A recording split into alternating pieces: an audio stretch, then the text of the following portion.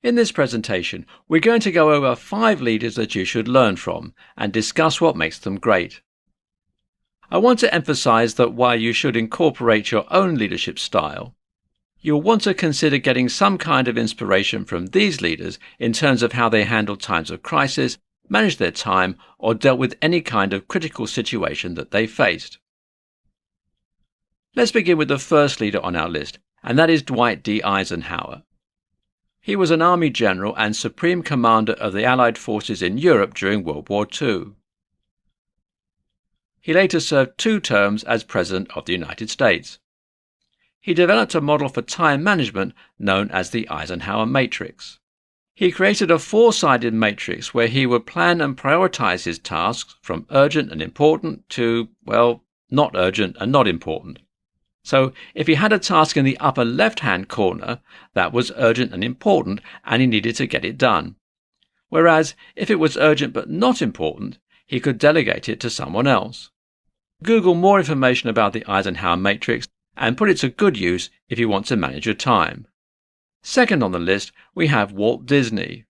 He made a crucial decision that could either make or break his production company, whether he should or should not make a feature-length animated cartoon.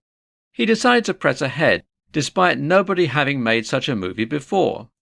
When Snow White and the 7 Dwarfs came out in 1937, it saved the Disney Corporation from bankruptcy. Since then, it has become one of the more recognized companies in the world. This happened because Disney had to make a decision that may either save his company or drive it under. He wasn't afraid to take risks, and it paid off big time. Number 3 on the list is someone who perhaps was one of the greatest communicators the world has ever known. Sir Winston Churchill. He was the Prime Minister of the United Kingdom during World War II, and he spoke regularly to the people of the country. He did it so people would understand him. During his speeches, he would inject a bit of humour and keep people on their toes. He knew what to say and how to say it, and the country listened. He was credited for saving the United Kingdom from Hitler and the Nazis. 4th on the list, whether you're religious or not, is Mother Teresa of Calcutta. She is someone whom I consider a great leader because of her emphasis on compassion. She spent much of her life helping the poor, the sick and the dying. She cared for them and did everything she could to help lighten the workload of other people who worked along with her. Needless to say, she was kind, was able to listen to people, and was able to empathize with them. Last on the list is Dr. Martin Luther King Jr. His famous "I Have a Dream" speech was perhaps one of the greatest given by someone who has never held a political office. He did it in a time when he wanted people to live together in peace without resentment.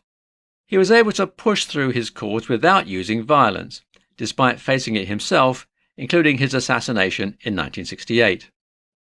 He wanted a peaceful resolution and made sure it was done. We could give credit to him, along with the others who fought alongside him to defeat segregation in the United States, for the passing of the Civil Rights Act of 1964.